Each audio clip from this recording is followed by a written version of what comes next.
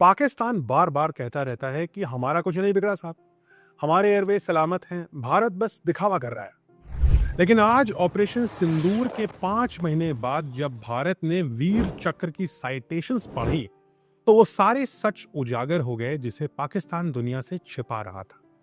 हर दस्तावेज में अब दर्ज है कि ऑपरेशन सिंदूर ने सिर्फ पाकिस्तान के ठिकाने नहीं उड़ाए, बल्कि उसके आत्मविश्वास को भी जलाकर रख दिया। और ये कोई सीमित स्ट्राइक नहीं थी, ये एक टोटल वॉर था, मल्टी फ्रंट था, मल्टी स्ट्रैटेजी पॉइंट पे था। एक संदेश था कि भारत जब वार करता है तो उसकी गूंज सीमाओं पर ही नहीं, बल्कि इतिहास के पन्नों में हमेशा सुनाई देती है। और अब बात करते हैं उन भारतीय वीरों की जिन्होंने इस ऑपरेशन को शौर्य, रणनीति और सटीकता से अंजाम दिया।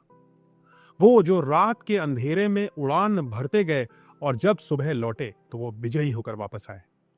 सबसे पहले आते हैं ग्रुप कैप्टन रंजीत सिंह सिद्धू, जिन्होंने राफेल स्क्वाड्रन की कमान संभाली। उन्होंने आतंकवादी संगठनों लश्कर ए तैयबा और जैश ए मोहम्मद के ठिकानों पर सटीकता से वार किया, ध्वस्त कर दिया उन्हें। उनका मिशन छोटा नहीं था, उन्होंने पाकिस्तान की 3 अलग अलग एयरबेसेस पर जाकर गहराई से हमला भी किया। उनकी टीम ने साथ ही में सुखोई 30 MKI विमानों को भी एयर कवर दिया। यही सुखोई 30 MKI विमान ब्रह्मोस मिसाइल लेकर पाकिस्तान में तबाही मचा रहे थे।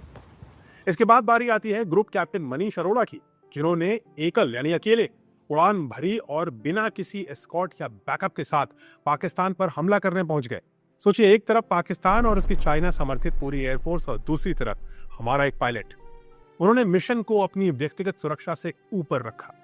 उन्होंने BVR यानी बियॉन्ड विजुअल रेंज मिसाइलों और एंटी एयरक्राफ्ट सिस्टम से घिरे हुए आसमान में अपने हथियारों को सटीकता से अपने टारगेट्स पर दागा।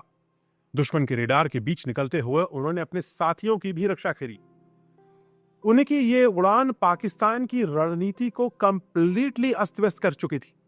जैसे ही दुश्मन के एयरबेस ध्वस्त हुए, पाकिस्तानी वायुसेना ने जवाबी हमलों की बौछार शुरू करी।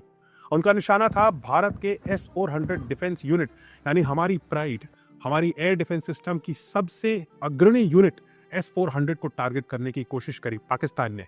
और इस S-400 डिफेंस यूनिट की कमान थी ग्रुप कैप्टन अनिमेश।